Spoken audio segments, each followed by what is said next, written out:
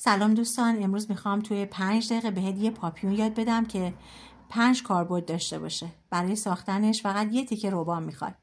با هر ابعادی و متراژ هم میتونید درست کنی بدون اینکه احتیاج به دوختن و یا چسبوندن داشته باشه. پس لایک و فالو و سابسکرایب یادتون نره که کلی آموزش های شیک و لاکچری براتون دارم. بریم سراغ یکی دیگه از آموزش های ریندیر اسکول. خب برای این کار ما یک روبان 40 سانتی در نظر گرفتیم. این انگشتتون رو، این انگشت اشاره است، انگشت پهلویش رو در نظر میگیرید. به این شکل دور دستتون میپیچید و اینو نگه دارید. این انگشت اشاره رو باز میکنید. این رو میارید، این بر روبان رو از زیر این باز رد میکنید. از این بالا رد میکنید. از این بالا رد میکنید و میبرید این. از این زیر میارید بالا.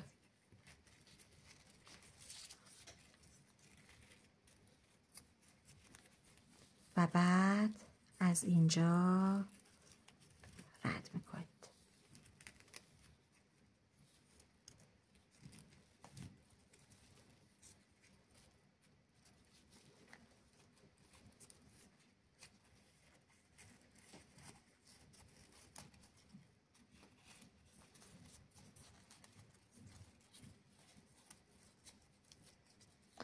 با دستتون این رو مرتب میکنید.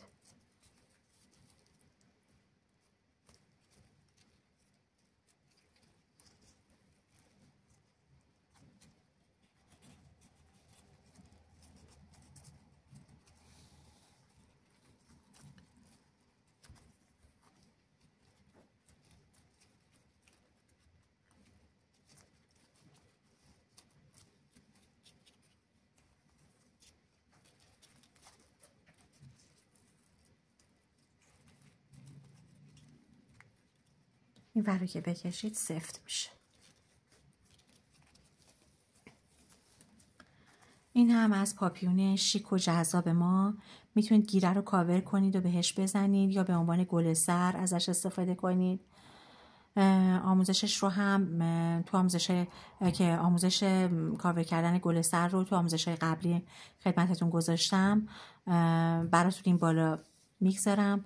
میتونید روی لباس بچسبونید یا روی کادوهاتون بچسبونید یا اینکه روی کیک یا چاقو تولد بچسبونید. لطفاً لایک و فالو و سابسکرایب یادتون نره که باعث دلگرمی ماست. خدا نگهدار.